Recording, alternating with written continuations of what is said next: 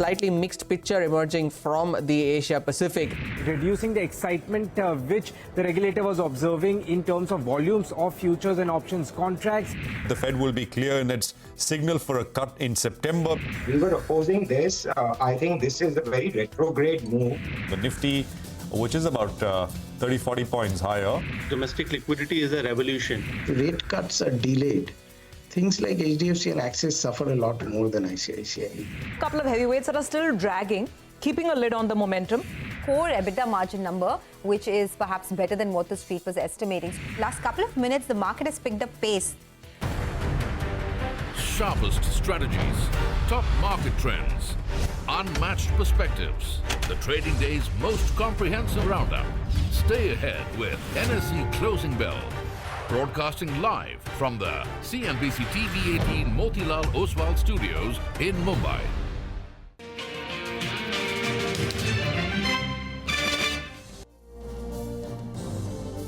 Okay, well, the wait for 25,000 continues even now, and we are not very far away, 40-50 points away. This is Closing Bell. We are coming to you from the CNBC-TV18 Motilal Oswal studios. I'm Prashant. With me, my colleagues Rima and Nigel, and Surabhi will be with us in just a bit as well. Guys, hi, good afternoon.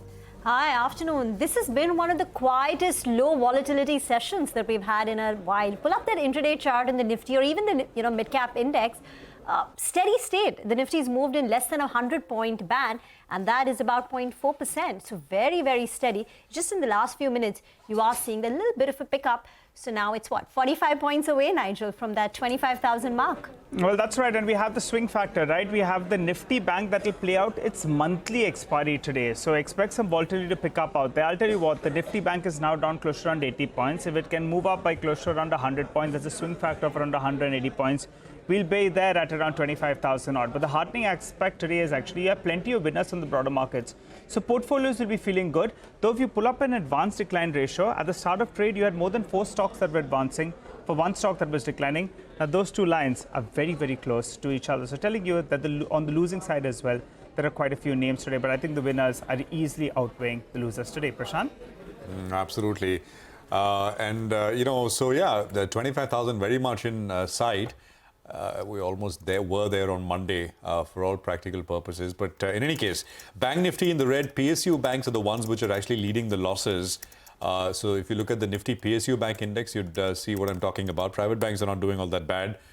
And if you want to look at gains and pockets of gains, it is pharma. As a pack, metals are doing quite okay. And you've got the auto space. So these are the 3 areas where there is gains sectorally speaking. Advanced decline is positive. So it's not a bad-looking screen either, but it is less vibrant in the broader market. I mean, if you just look, yesterday was a really long list of volume-led gainers. Today, it's not as long. The list is not as long, and advances and declines are also more evenly matched, as you can see, as compared to the session that we had yesterday. Lots of earnings are coming through. They have been through the course of the day, and we're expecting a few more, which we will track as we go along. Rima. Well, the gains pale in comparison to what the global markets have done today. So pull up the Asian markets where Shanghai, Hang Seng up more than about 2%. Nikkei closed up with a gain of 1.5%. Europe is carrying forward the positive momentum. So the CAC is up 1.2%. If you pull up the DAX, that's up close to about 0.6%. So it's green across the Asian market screen. We are awaiting the Fed decision.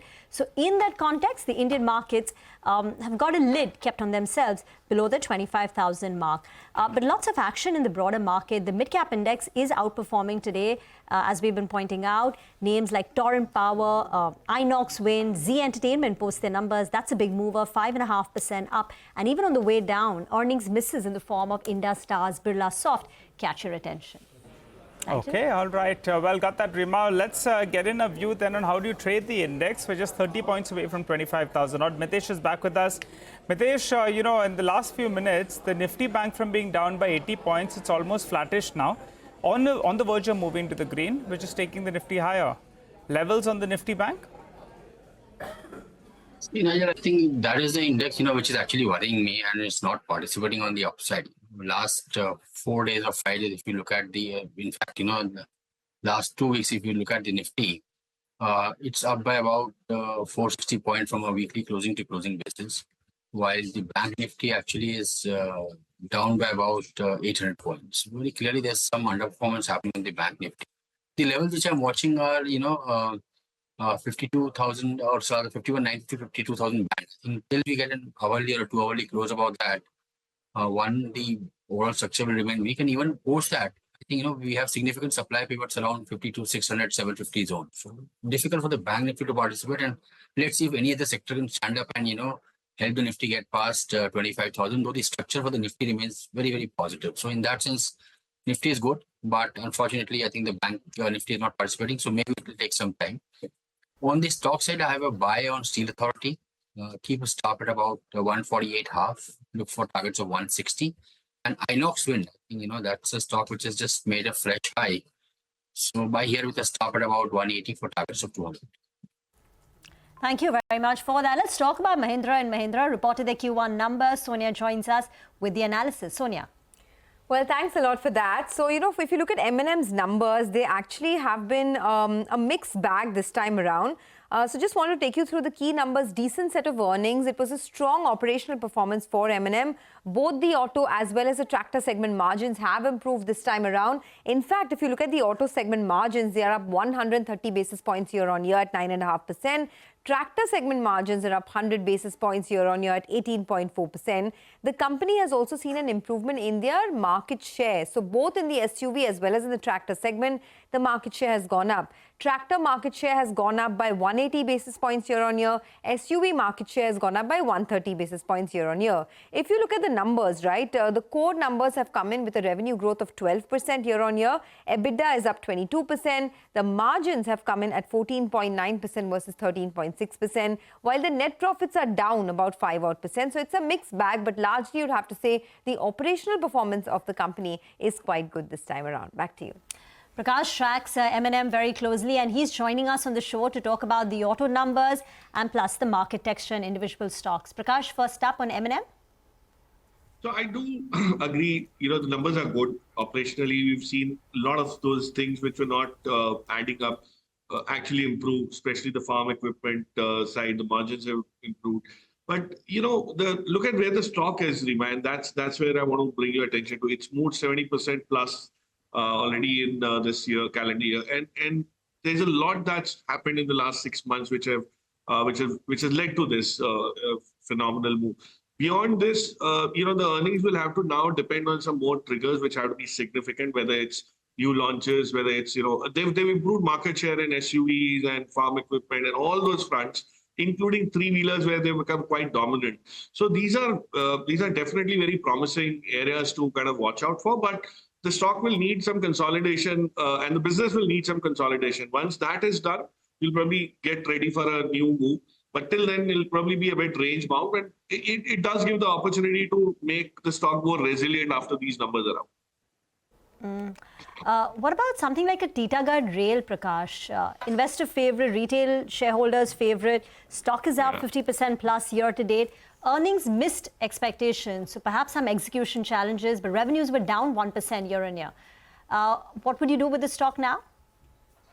So that's an interesting pocket that you allude to, because some of these stock names where, the businesses are undergoing a very significant change and expansion of their order books and all, will find this to be the common thread. You will find execution lapses in some quarters. But the way to look at most of these stocks would be from a 3-year, 2 or 3-year kind of a secular trend. And if that is something which you're willing to kind of bet your money on, you'll probably see some of them go into multiples of revenue growth. So it's not going to be incremental 30, 40, 60% kind of revenue growth, but you'll see some multiples happen over the next couple of years, given the huge order book that most of these guys are facing. So I would believe, unless your horizon is that kind of, long tenor thing, it's going to be extremely difficult to be finding more salience in these stocks. In fact, they will go through some profit booking, which can be very significant because they've run up in anticipation of a lot of improvement. But these execution lapses remind people that there is a reality check you need to put to the P multiple expansion that they've undergone. So I would, on this particular name, I would be a bit cautious. I wouldn't want to add at all. But in fact, I would recommend people book profits in this stock and some of these similar ones Jupiter Wagons. There's so many of them which have done so well, but then the stocks have done far better. They've expanded far better than the business has. So there is some profit booking which makes it very prudent.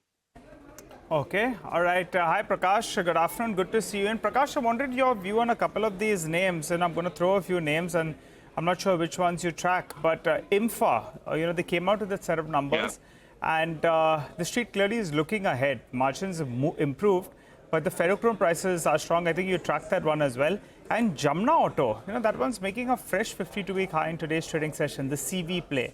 Any view on either of these names? Both of them are up 5 to 7%. No, so let me take Infra first, because that's something which we really don't get to talk much about. But this entire ferrochrome segment is actually had a belated comeback of sorts in this participation in this leg of the rally. We've seen how Sandur and all also kind of, morph themselves into focusing more on margin growth and not just talking about revenue. Infra also stands to gain tremendously from there. It's a very strong balance sheet. They can probably continue to do well in spite of ups and downs in that segment. Right now, we're talking about them participating in an upcycle, but it's a stock which will always have very lumpy moves, Nigel, and you know why? Because of the nature of the capital holding structure, the float, and all of that. But from a segment perspective, I think if you are so positive on steel players in any case, whether it's a graphite players which are coming back into reckoning, I don't see any reason why ferrochrome players will not benefit. There is huge appetite, and I am very positive on the steel sector going forward, at least for the next couple of quarters in terms of a reset. So cement has gone through a reset, is undergoing a reset. Probably steel will also, and most of these players like Infra and Sandur and all will definitely participate.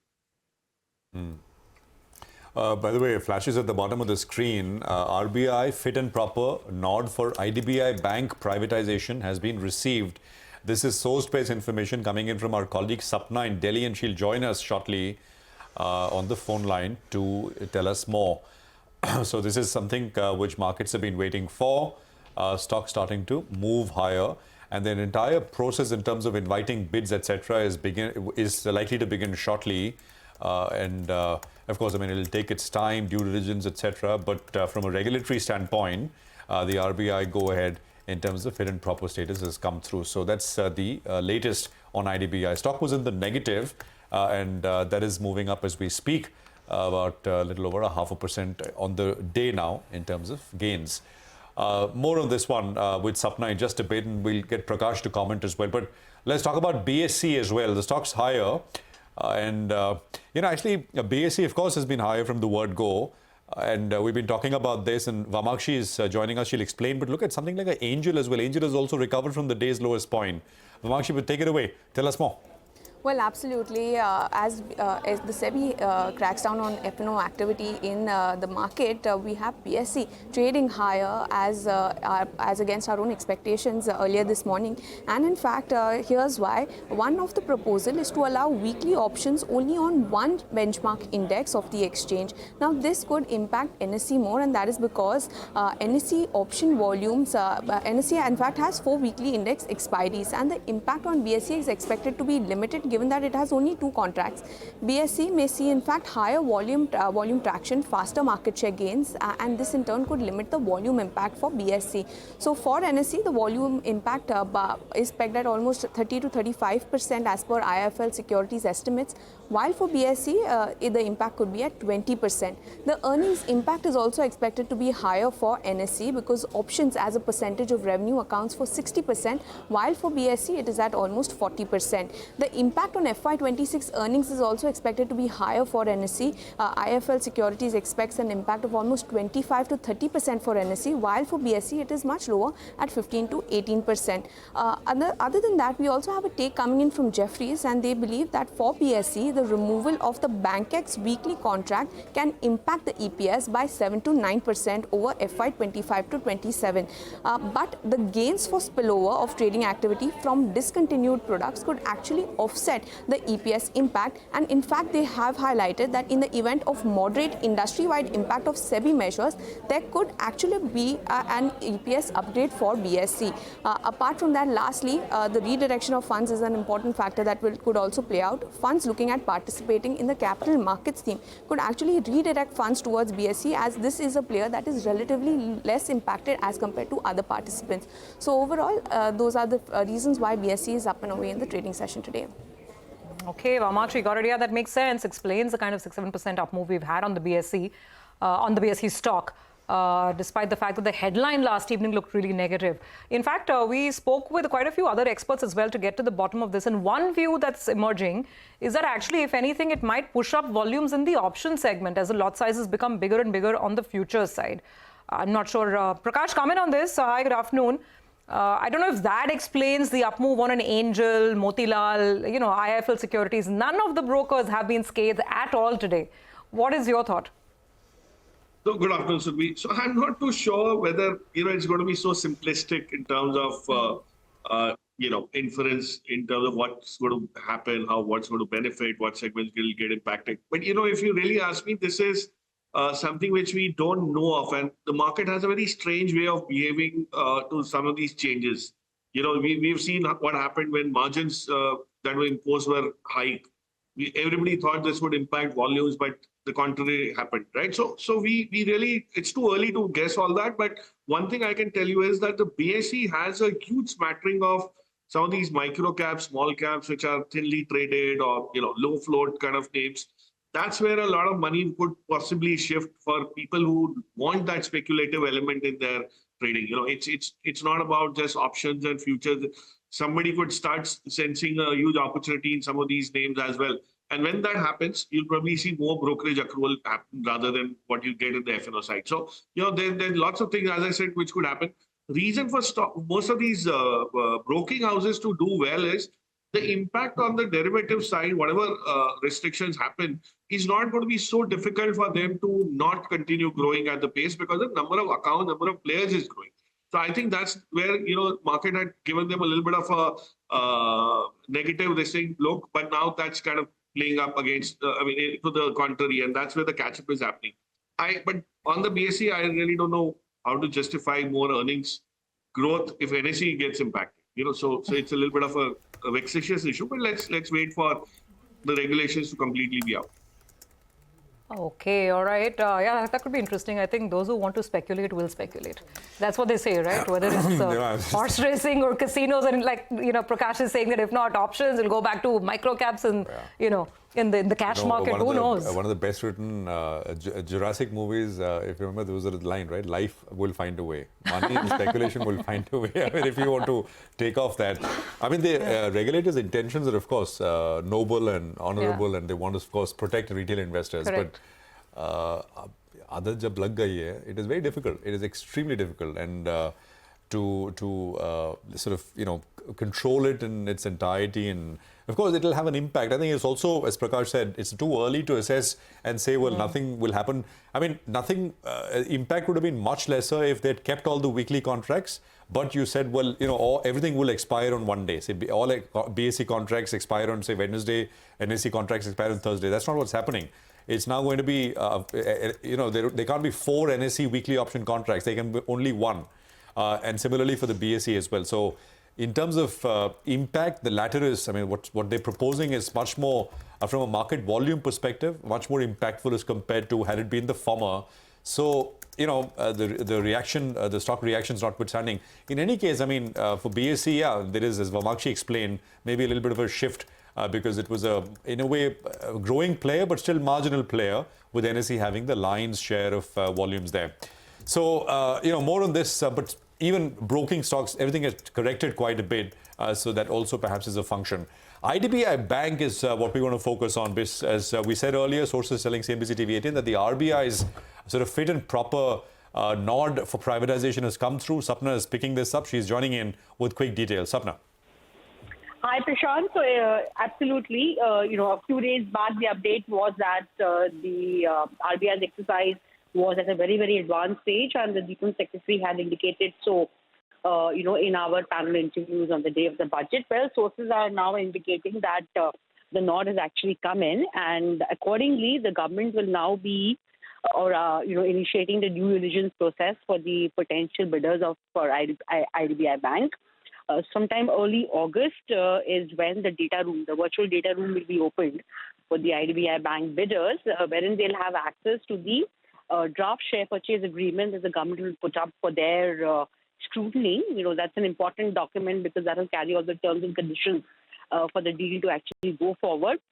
Generally, it so happens that around 3 to 4 odd months is the time taken for the due diligence process to be over, within which, Prashant, a lot of queries do unfold between the potential bidders and the transaction advisor because, the entire deal is done through the TA. The GOI maintains an arm's length. So all of those queries, discussions are likely to be settled. So, keeping a tentative timeline in mind, 100% before the financial year closes, the government will be in a position to, basically call for financial bids. And, that's the update that we have as of now. In case the transaction moves quicker than expected, then it may just be possible that some kind of a closing deal may be feasible by March this year.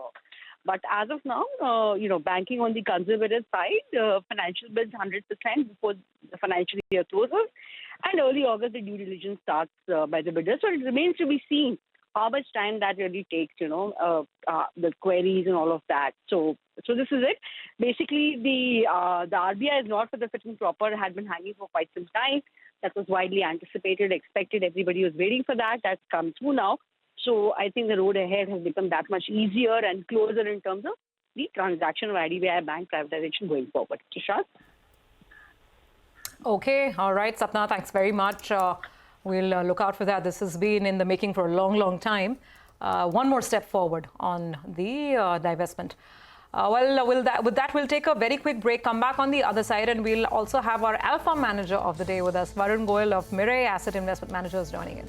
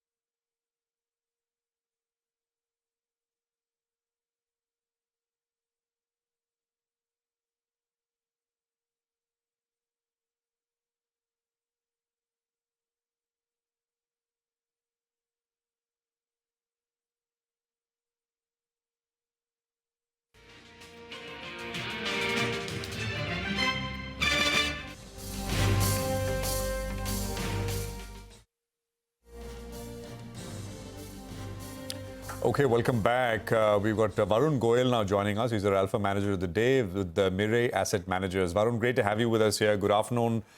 Thanks for your time. Appreciate it. Varun, the hunt for ideas is on.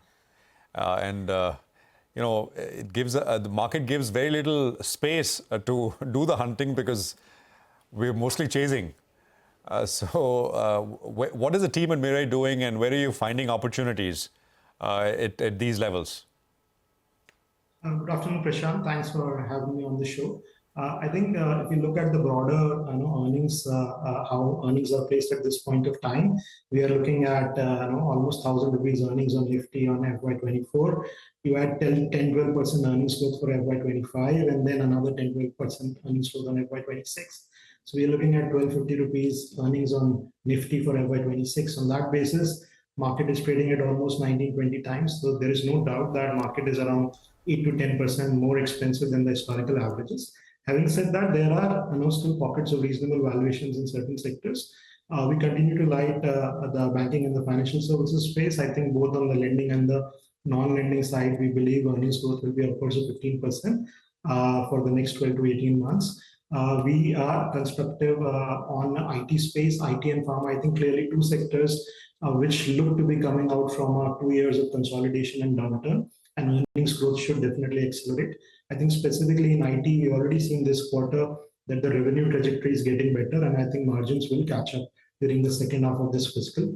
I think as far as pharma space is concerned, clearly the US generic opportunity, which was out of flavor for the last 2 years, we are seeing better margins, better growth, and that should also kind of start contributing meaningfully to earnings. And the domestic formulation story has always been strong. So I think IT, pharma, select banking, select capital marketplace, and some of the discretionary consumption sectors continue to do well. And that is where we are finding incremental opportunities to invest. Okay, all right. Hi, Varun. Good afternoon, and good to see you win. Wanted some further clarity as well in terms of, you said, I think, pharma as well as IT, and you gave us a little bit insight into IT.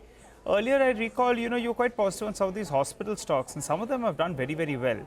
From the healthcare space, what's the call now on the hospital stocks?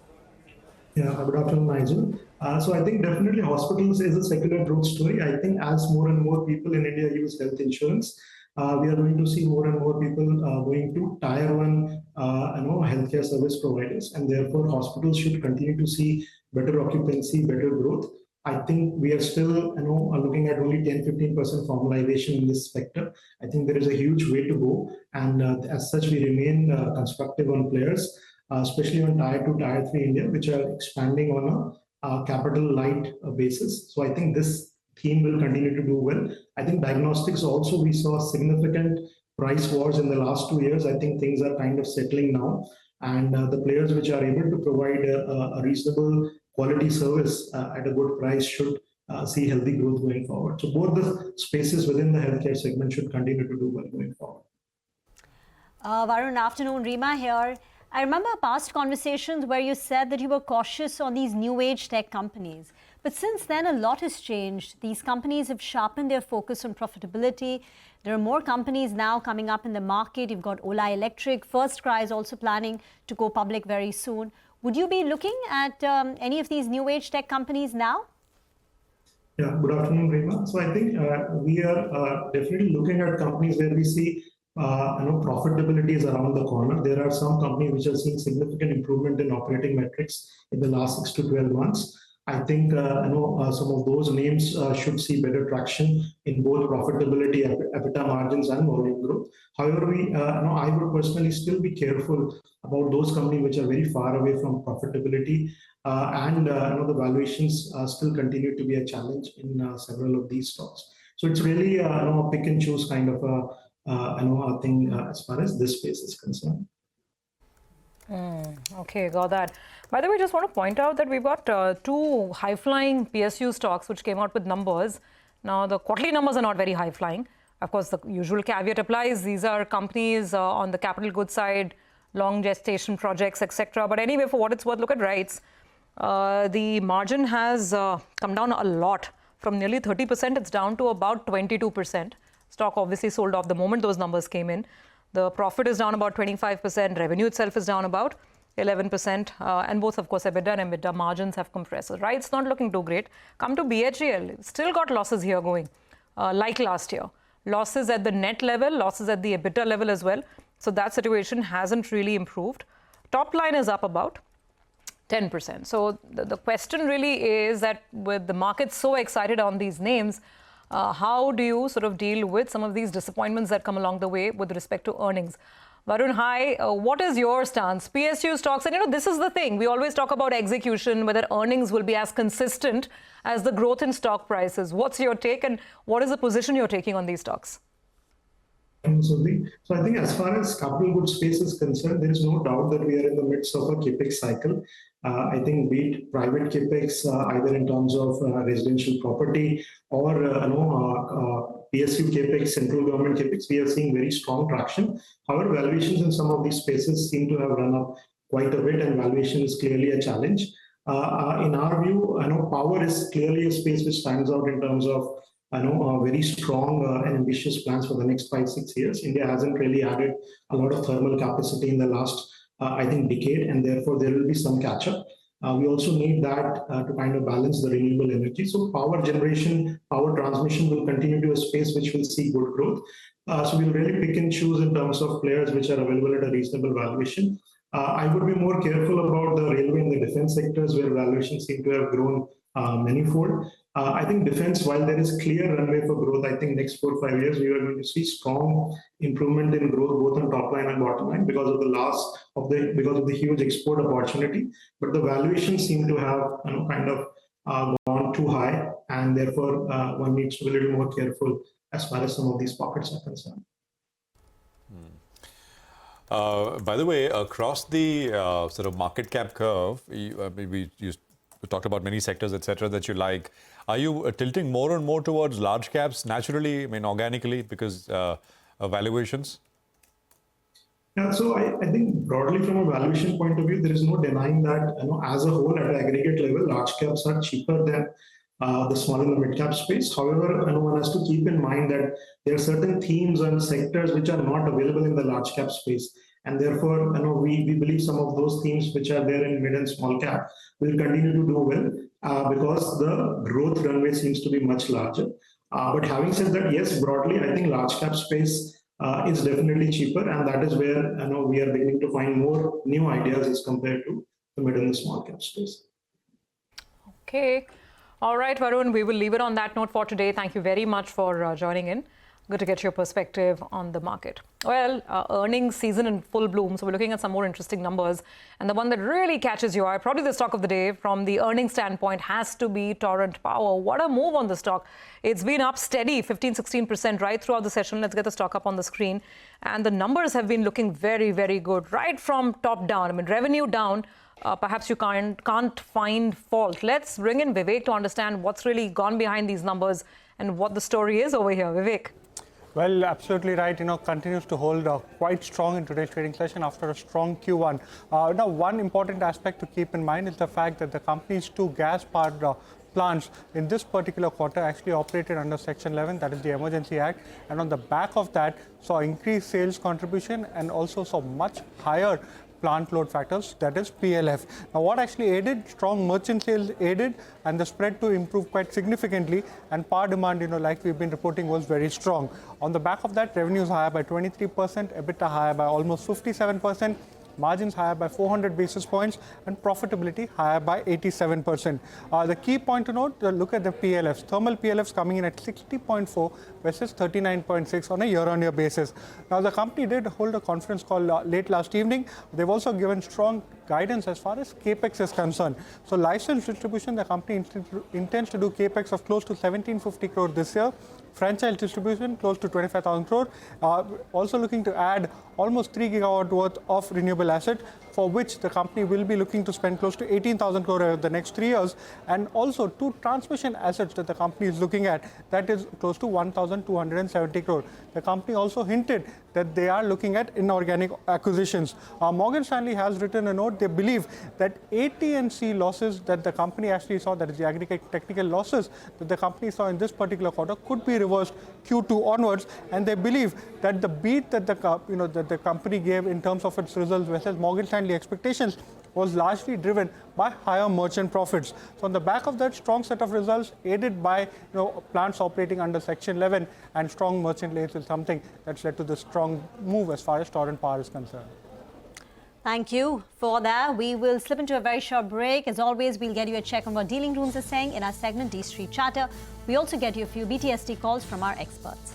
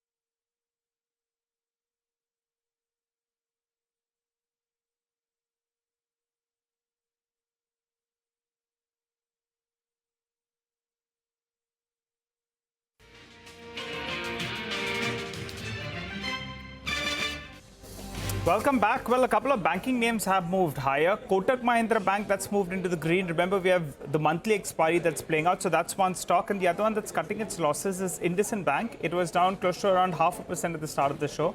it's on the verge of moving to the green. So keep an eye out on a couple of those names. Good time to go to D-Street Charter, though. Nimesh joins us to fill us in with what he's picking up. Nimesh, how are things today? Well, the momentum continues, right? Again, we are closer to that 25,000 level of key resistance. So need to see whether we again pull back from those levels. But again, I've been saying this for a while now, that this rally is largely backed by FI buying, the domestic buying. Looks like the mutual funds are redeploying the cash that they're sitting on. And that's the reason why we're seeing that outperformance. Today, today the broader market stands out, and I'm saying this because there are at least multiple, FI desks where there is basket selling in the broader market stock, especially the cash names. And even then, the mid-cap index is up more than 0.5%. A lot of stocks are buzzing into it. So, that shows that the supply is getting absorbed by domestic mutual funds and the supply from the retail side. So that's been the key trend on why we've been, rallying higher. And, again, from a positioning point of view, I guess the consensus is on the other side. Everybody's waiting for a correction, and maybe that's why the market is not obliging with a sharper cut. But from a flow perspective, it's the domestic mutual funds who are observing all the liquidity on the sell side. Well, and what's good to see, Nimesh, is that, 1 week post the budget, actually the mid and the small caps is a lot more interest. So and they've actually outperformed. That's good to see. But tell us, what are you picking up in individual news flow? Okay, so in terms of individual names, the first stock is Polycab. That stock is buzzing into it on large volumes as well. Some bit of FI interest is back as well. And the city is now anticipating some corporate development, including a large order win for the company very soon. So that's Polycab. The second name is Hindalco. Within the metal names today, that stands out purely on back of buying interest. So there are buy flows. Additionally, DAM Capital today put out an initiating report on the stock with a buy rating and a potential 37% upside even from current levels. So I guess they're the most aggressive on the street now. The third stock is Jupiter Wagons. While the stock has been consolidating, there is an indication that there will be a large block in Jupiter Wagons very soon. Remember, the company really recently had raised money via QIP as well. And the last is Zydus Life. Even that stock is buzzing largely on the back of buy flows. But again, Zydus for a reason is also buzzing because it's a potential candidate for MSCI inclusion, which will come in August. So maybe that explains a bit of outperformance in this month itself in Zydus Life. Okay, well, lots happening there and lots of stocks as well. Nimesh, another stock which is buzzing is Trent. I think it's been buzzing for the last 3-4 days now. Anything you're picking up? Well, Prashant, it was part of my charter list a few days back. The reason why Trent is buzzing into today is because today is the cutoff date for a possible inclusion into Nifty. So there were some, alternative research who have done some calculations, and they were expecting Trent to be part of Nifty now. In terms of exit, maybe Divis can move out, or maybe L&T Mindtree can move out. So I guess that explains a reason why Trent has been outperforming in the last few days. Okay, all right, Nimesh, thanks very much for that. We'll keep an eye. Well, Mitesh is now joining us with quick trading ideas. Mitesh, what do you have? So, Piramal Enterprises, I think, is one on the list, making a fresh high. PL is a buy with a stop below levels of 1,020 and a target of 1,080 can be looked at. So, it's not a BTS, it's more of a positional kind of a buy. And STBT on HL, it's still looking weak. I think, extremely overbought, trying to come out of that. So take a stop at about 49.60 here. Look for targets of 48.70. Okay, STBT, sell to buy back tomorrow. Thanks very much, Mitesh, for that. Well, tomorrow we get into August, which means that, we'll get the sales numbers from the auto sector for the month of July. Sonia is here with what expectations are looking like. Sonia. Well, thanks a lot for that. It's a mixed bag expected this time around in the month of July. So the passenger vehicle sales continue to see slower growth this time. The PV demand trends remain weak. The inventory levels are quite high at the moment at about 40 days. Two-wheeler sales, though, have seen a pickup in the month of July. The two-wheeler industry wholesales are up by about 12% year-on-year. That's driven by strong growth coming in from both Honda and Bajaj Auto. While we are expecting a gradual recovery in the medium and heavy commercial vehicle segment due to higher spending from the government. If you look at what Nomura's expectations are for Ashok Leyland, let's start with that. Flat move expected on a year-on-year basis. Bajaj Auto expected to see about a 9% year-on-year growth. Eicher Motors Royal Enfield sales are expected to fall by about 2%, while Hero MotoCorp total sales are expected to grow by just about 2%. Finally, Maruti Suzuki total sales expected to fall by about 2%. So all in all, expected to be a mixed bag this time around. Back to you. Okay, all right, Sonia, thanks very much. So we'll watch out for those numbers. Let's see how they look. Speaking of numbers, it's going to be all about the big giant from the ferrous space. Tata Steel will be reporting earnings today. Nigel, what are we going with? What's the expectation? Well, in terms of Tata Steel, you just keep an eye on the operational performance because the bottom line, normally it's all over the place because of Forex, exceptional items. So in terms of the consolidated numbers, top line, there'll be a bit of degrowth because steel prices have been a little bit under pressure. The EBITDA number, though, will grow by close to around 22%, which is telling you that the consolidated margins will improve. But as I said, it's all about the geographic breakup. And in terms of volumes, yes, we already have the volumes with us. So in quarter one, we have a mild growth if you compare it on a year-on-year basis. Sequential basis is a bit of a degrowth, but that's because of a seasonal factor. Looking at the European business, the Netherlands business has been a good recovery. They had, a couple of months where there was work going on at those furnaces, and that's come back on stream. So Netherlands will recover. Remember, Netherlands is the profitable part of the business. The UK business volumes will be more or less flattish as they're phasing out the business out there. The two key numbers that you'll be tracking. The Tata Steel standalone EBITDA number should be around 13,450. Very, very important, the key number to track out there. Realizations have been tepid, but they'll get some benefit because coking coal cost will be down roughly around $20 on a per ton basis. Tata Steel's Europe business, that's going to be important because the losses have been going on for the last few quarters. But the hope is that, there'll be a sharp reduction in terms of a EBITDA per ton loss. And the number that we have come up with is around $36 per ton. How is that possible?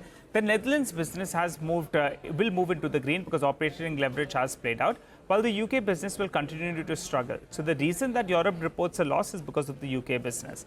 As always, commentary on pricing, demand, the debt reduction plans as well as expansion, that's something we'll wait to hear from the management. Going to keep me late this evening, but I expect the numbers by around 6 to around 7 p.m. today. Back to you. Okay, enjoy your evening with your eyes on BSE waiting for Tata Steel numbers. But let's talk about Zee that's surging in trade after the Q1 numbers. Vamakshi joins in with the first cut. Vamakshi.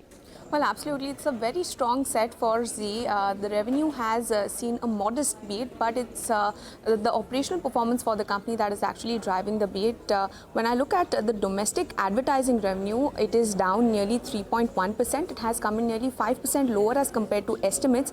And this quarter saw an impact from cricket as well as the general election. But the subscription revenue growth is largely being driven by a pickup in linear subscription revenue post NTO 3.0 and Z5. The subscription revenue on a YOY basis is up nearly 8.8% and has come in nearly 2% higher as compared to estimates. But it is the other services, other as well as services segment that is actually seeing a sharp jump. Keep in mind that this is largely their movie division, and the base quarter had no movies, and therefore we're seeing a nearly 70.4% surge in that particular segment. EBITDA has come in at 270.56 crores. This is 22% higher as compared to the street expectations. EBITDA margin at 12.7% is also at a multi-quarter high.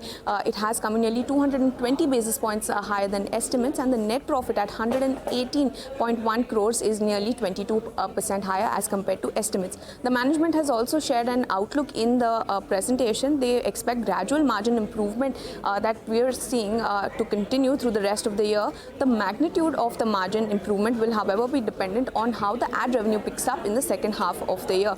But overall, they expect FY25 margins to be better as compared to FY24, and in FY26, in fact, they're expecting to deliver industry-leading 18 to 20% EBITDA margin. So overall, they've shared a good outlook as far as the margin is concerned. They've reported a good set of numbers in the first quarter. We will be waiting for the management commentary that comes through in the con call today. Absolutely. It's not bad at all, considering all the twists and turns in the Zee story. And as Vamakshi is pointing out, and by the way, it's quite telling. The advertising revenue at 911 crores and subscription revenue is now almost touching 1,000 crores. It's telling you how the business itself has perhaps come of age over the last many months and quarters, with the subscription numbers actually looking better than advertising. That used to be the bread and butter for any media company. So changing times. Anyway, let's take a quick break on that note. Come back with more on the markets in just a bit.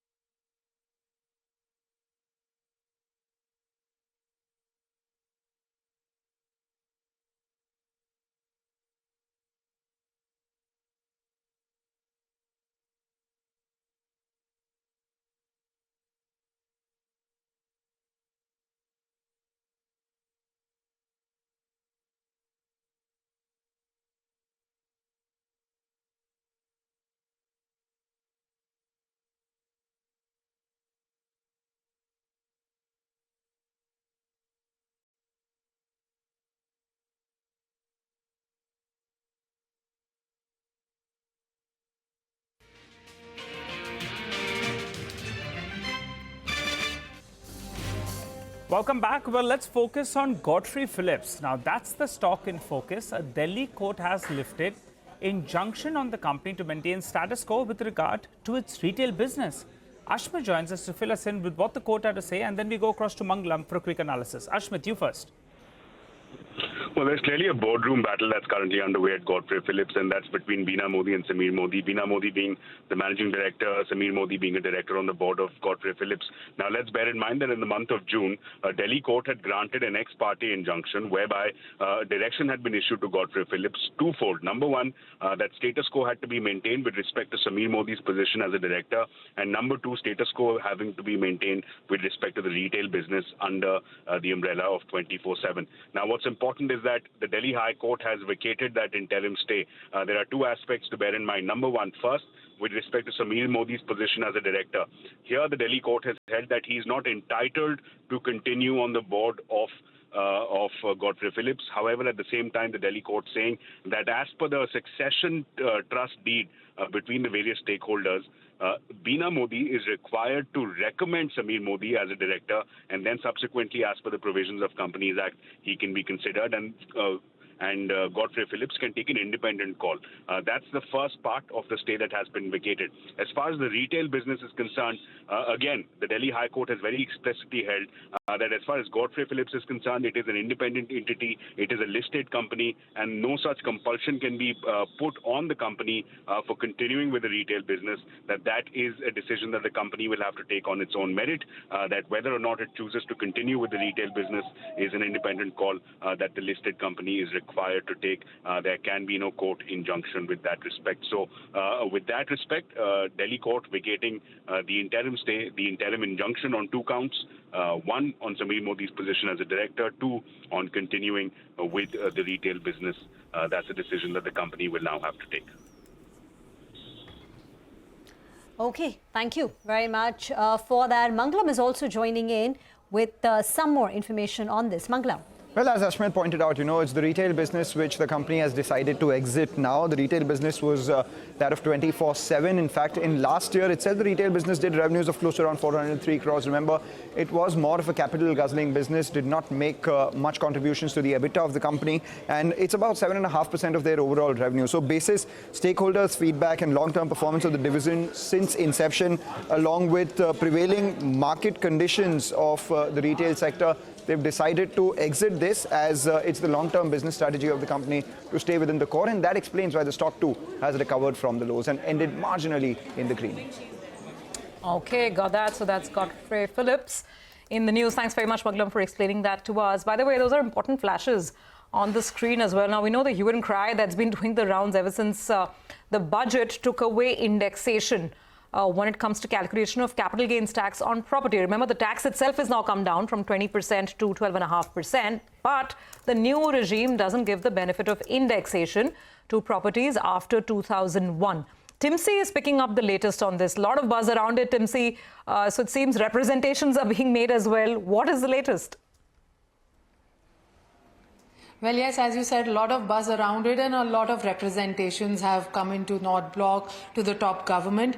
And what we are given to understand from sources is that the government is currently mulling over these representations that it has received on the budget proposal, as you rightly mentioned, to do away with the indexation benefit with a lowered tax, that is the long-term capital gains of 12.5% instead of earlier's 20% with indexation. Now, some of the representations that are being sent include to have a dual regime, let people decide the way we decide in our personal income tax. Similarly, representations suggest that let people decide whether they want to take the indexation benefit with a 20% LTCG or they want to do away with the indexation benefit with a 12.5% LTCG. Another representation is to see whether that this indexation benefit can be extended to the properties that have been bought till July 2024, and after that this benefit should go away. Now, these are some of the representations, and as we speak, no clarity is there as of now whether changes will be made. These representations, remember, are being studied just to see to how the best the impact can be allied for this particular proposal that has been announced in the budget, but no decision has been taken as yet. And we've also sent formal queries to Finance Ministry, and we are waiting for responses. Till now they remain unanswered.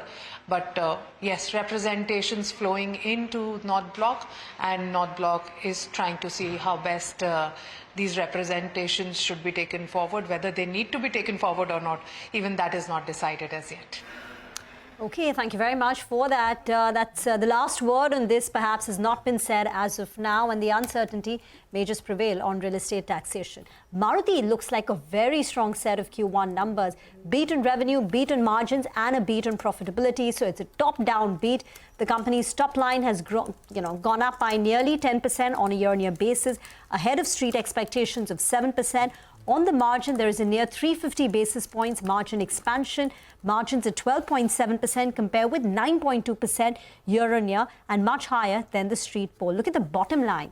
Given there is a 10% increase in the revenues, about a 350 basis points margin expansion, the profits for the company have gone up by 45-50%. So very strong set of numbers. The stock is shot up 2.5% like a rocket. It's anyway up 25% since the beginning of this calendar year, and now it's added on some more heft. Sudeep Bandyopadhyay is also with us now. Sudeep, come in on Maruti and the early numbers. Well, I think it's a fantastic set of numbers. We didn't expect this kind of a show from Maruti in this quarter. I think it shows the resilience of the company. And also, we'll have to keep watching the space. I need to see the details of their export numbers and things like that. Of course, the monthly numbers will come tomorrow, and we'll wait for that.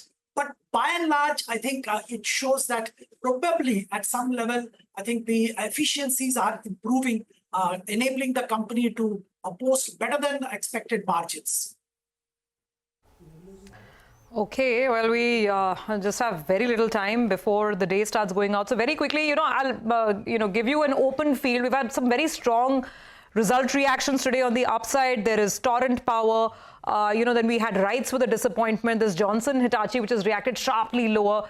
Many mid caps. Give us one or two names that stand out. Any thoughts? Any new ideas?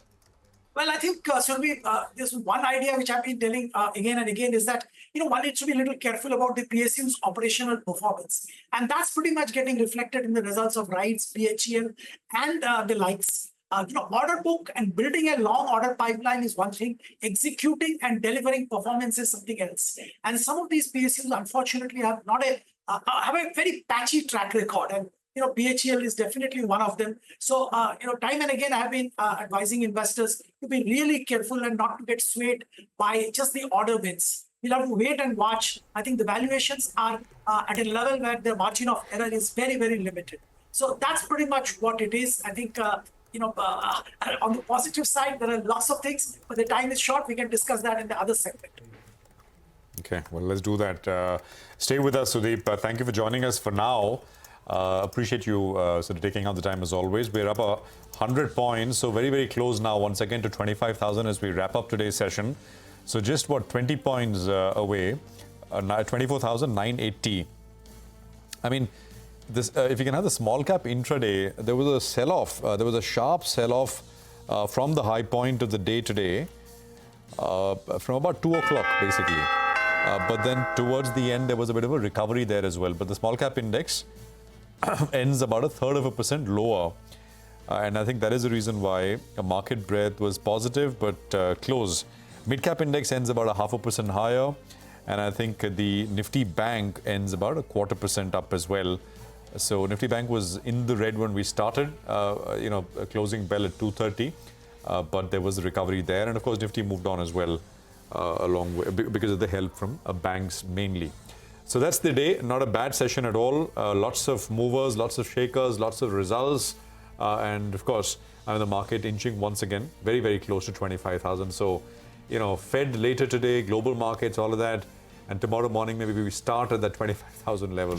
And we sort of are, we'll see if that does indeed happen. So 3 days now, market's been kind of treading water around those levels. It's a wrap on the session, a closing bell from all of us here. It's goodbye, but markets forward will pick up on all the action in just a bit.